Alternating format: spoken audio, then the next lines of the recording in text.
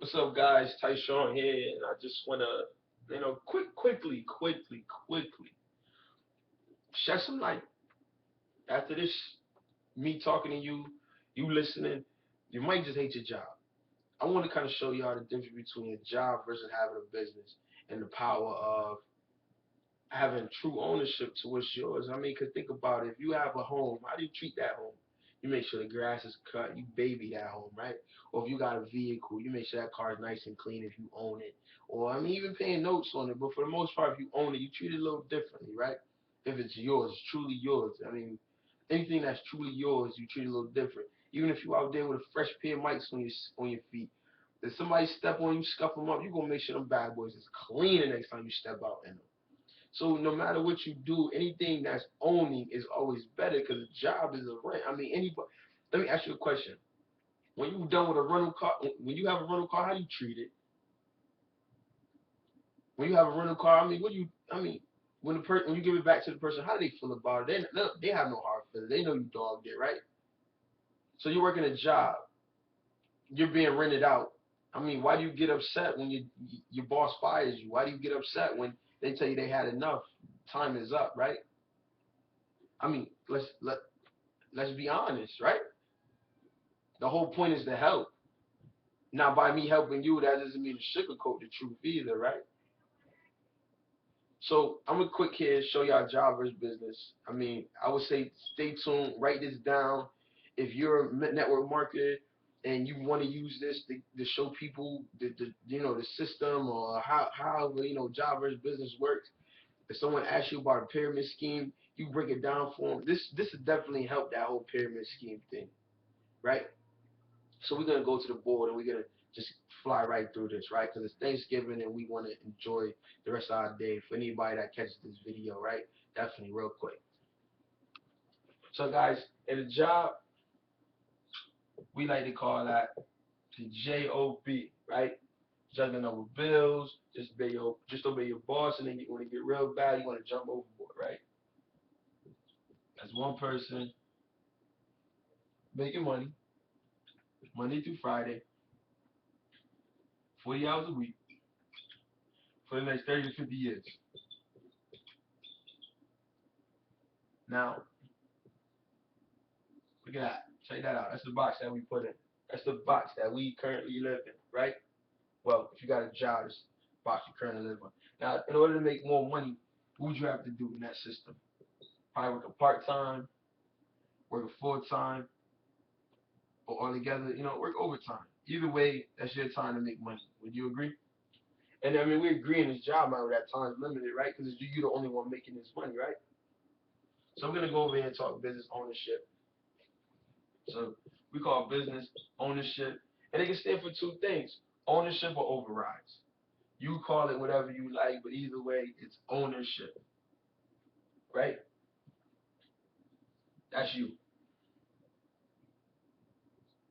Now, when you open up a business, say for instance you open a McDonald's. Now, can you do the fry machine, do the milkshakes, take the orders, and run the drive-through at the same time? No, right? So you gotta hire people, right? And why those people are gonna want to work for you? Because they want to make money. Am I correct? Definitely, right? So say you go out there, and you're gonna find three people that want to make money just like you, right? And then you're gonna show those three people how to make money. So now they're gonna go out and find three people.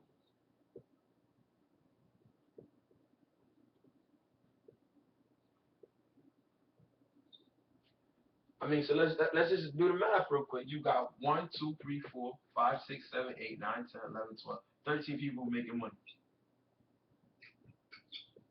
So if you had to wake up tomorrow, what would you rather have? 13 people making money or one person making money? And let's be honest, people, who says they want to have one person making money when they got to have 13 people making money, right? So truth is, right now, business ownership wins, right? So say over here you need a little extra money. Your boss is real nice. He loves you. You're a real hardworking person. So he says to you, you know what? I'm gonna let you work an extra 2 hours on top of the 8 hours you're working. So now you're gonna work 10 hours, and you really need the hours. I'm gonna let you work 7 days a week, right? Anybody ever try to do 70, 80 hours in a week? I mean, how'd you feel? Because I know me working 70, 80 hours in a week. I was tired. Get up and, don't want to do anything. Don't want to spend time with the kids. They want to come home jolly, jumping around, and your feet still hurt. So you don't really want to be bothered, right? So that's 70 hours right there that you just kicked in, right? But over here, man, you going to work real hard because you're going to put in 5 hours in a week. And then you're going to show your team how to work 3 hours a week. So you're going to work them real hard to the bone. They're going to be so miserable. I mean, they're going to work 3 hours a week. They're going to be tired, right? So let's see. 3 times those 12 people, that's 36, right? Then let's add in your 5 hours. That's 41 hours, right? So you work 5 and get paid on 41. I mean, what would you rather work? Work 40 hours and get paid on 40, or work 5 hours and get paid on 41 hours? Work 5 and get paid on 41, right? So now you're gonna do this for 7 days straight. Say you're not even gonna do this for a week's worth of work. You're gonna do 5 hours a day. Your team's gonna do 3 hours a day, right? So you times that by 7. That's 287 hours. Now let's keep in mind, people, there's only 168 hours in a week. So when there's only 168 hours in a week, would you rather have 287 hours worth of money on the table, or that 168 hours that it takes you to do at a job where you're working 70, 40 hours, or whatever the case may be, whatever your hours are at your job, right? I'd agree with the 287, right? But let's just think for a second. What do the lower class people? What do you think the lower class's greatest asset is? As the lower class, it's a car, right? You see the rundown neighborhood, you see the nice cars, the headrest TVs. That'd probably be the only largest purchase that they'll make, right? Then you got the middle class. They think a little different because they know that the car doesn't bring much value. They know a home that when they're in a home, they can pass it down, they can get a little equity on it, they can make a little money on it, flip it, whatever the case may be, right? Now the world class guys, they think a little differently. World class, they know it's something that we all have. We can't borrow it. We can't steal it. We all get the same of it. We can't buy any more of it.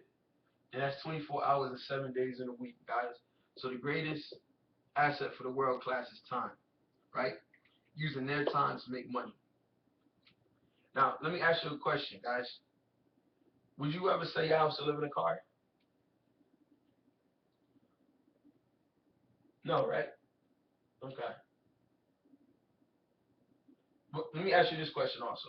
I mean, real quick. I mean, is it better to rent your car or own your car? Own it, right? Is it better to rent your house or own your house? Better to own it, right? Now, is it better to rent your time or own your time? It's better to own your time, right? But the funny thing is that 5% in this business model own their time, and everyone says it's good to own their time, but 95% work a job where they don't have to own when they don't own their time, right? And then people look at me and say, "Oh man, this is great. We love this. What you're talking about."